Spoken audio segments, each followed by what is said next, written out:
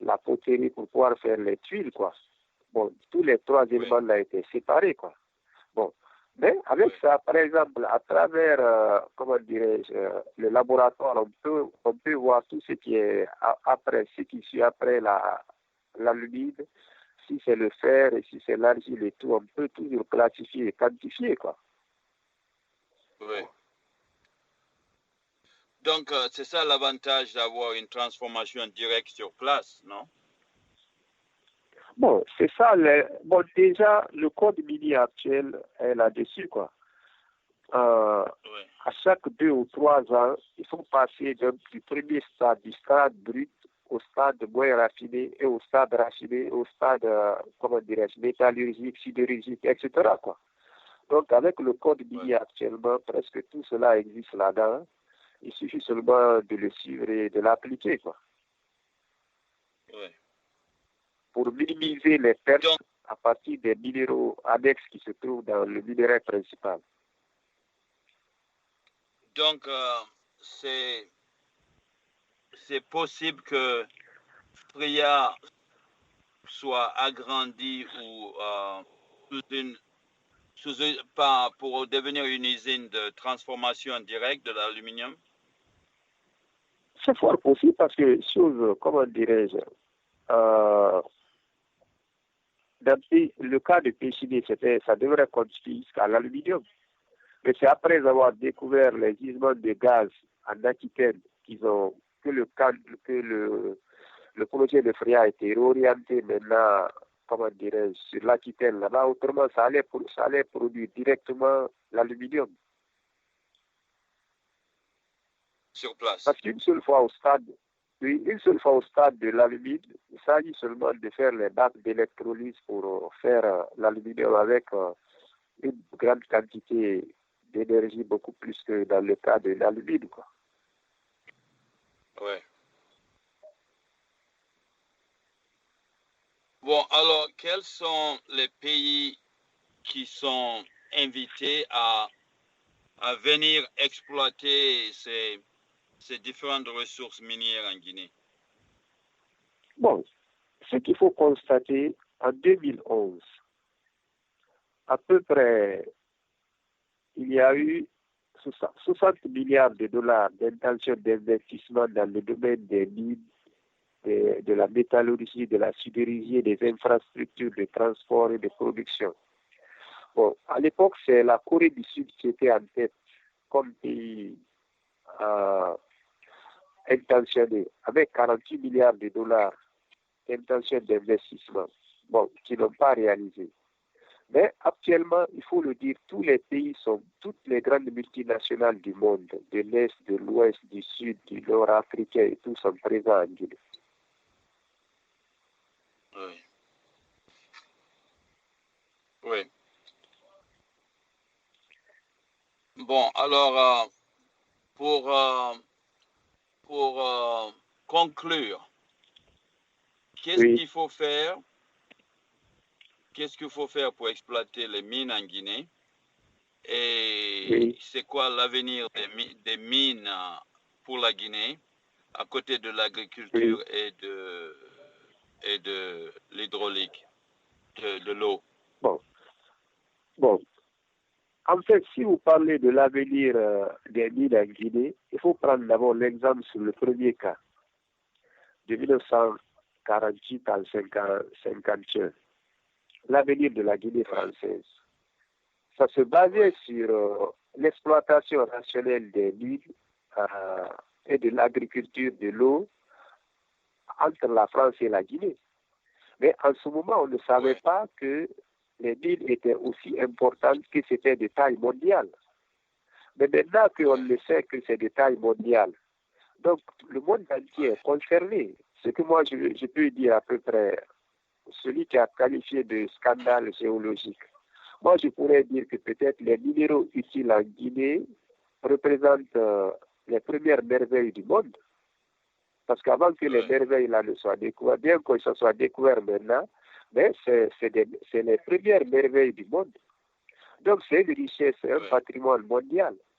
Donc tout le monde entier doit contribuer à ce que chacun gagne dans ça ce qu'il doit. La Guinée doit gagner dans son minerai.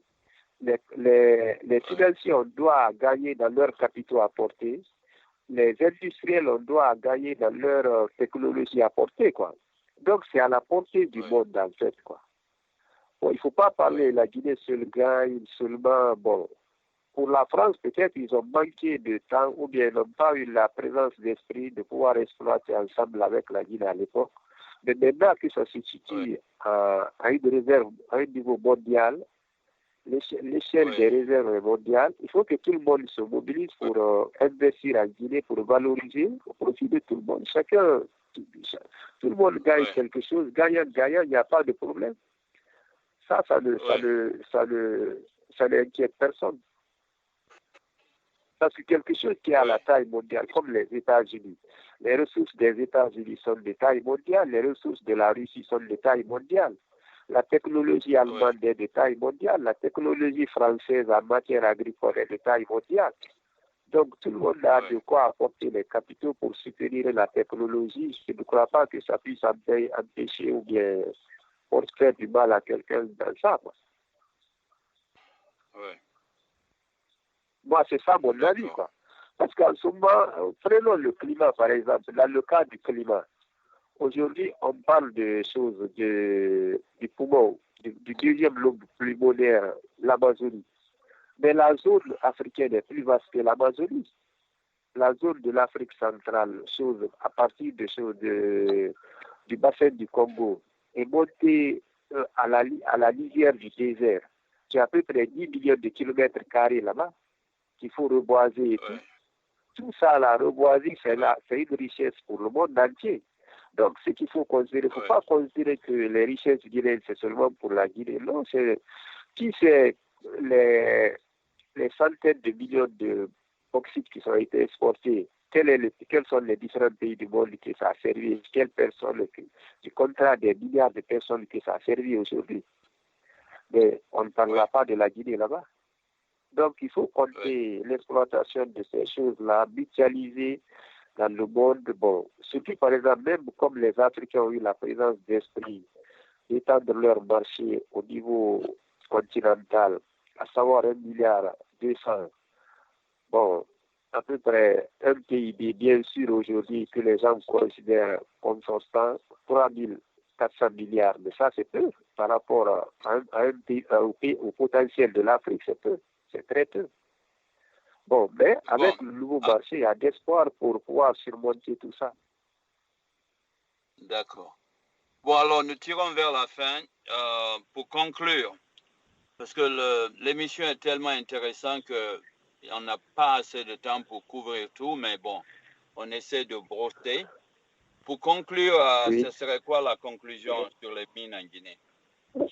Bon, pour conclure, ce que moi je dirais, comme ce que les premiers géologues ont conclu, que, comment dirais-je, et projeter les ressources guinéennes pour faire l'avenir de la Guinée française, moi je dirais que la taille des ressources guinéennes aujourd'hui peut constituer le devenir de l'Afrique et du monde. Donc nous nous donnons tous les mains, sans égoïsme, sans parti pris.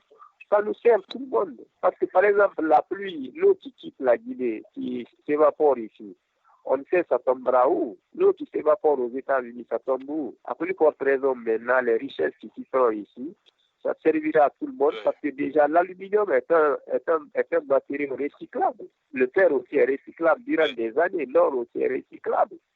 Depuis les centaines, les millénaires, ce sont les ors là qu'on recycle toujours. Donc, il ne faudrait pas que les choses, les moyens en capitaux et les moyens en technologie existent pour investir. Chacun gagnera sa part là-dedans. Les gens qui vont investir dans le côté environnement vont gagner. Ceux qui investissent dans le côté agricole vont gagner. Bon, par exemple, les bananes, comme disait, les bananes guinéennes, ça allait partout. Bon, à plus forte raison, les métaux qui peuvent être recyclés pendant des années et des années. C'est tout ce que moi je peux conclure, que tout le monde se donne la main à ce qu'on développe et on exploite de façon efficiente, écologiquement, économiquement, climatiquement les ressources en Guinée. Alors, bien. Alors, on arrête là pour les mines. La prochaine fois, nous allons Oui. continuer sur un autre sujet. Alors, les D'accord, je éditeurs, voudrais... chers éditeurs, c'était notre invité Souleymane Koker depuis Fria. Et c'est la fin de cette émission. Et nous continuerons l'émission en sous-sous dans quelques minutes. Alors, merci, Monsieur Souleymane, et à bientôt. Au revoir. Merci. Oui.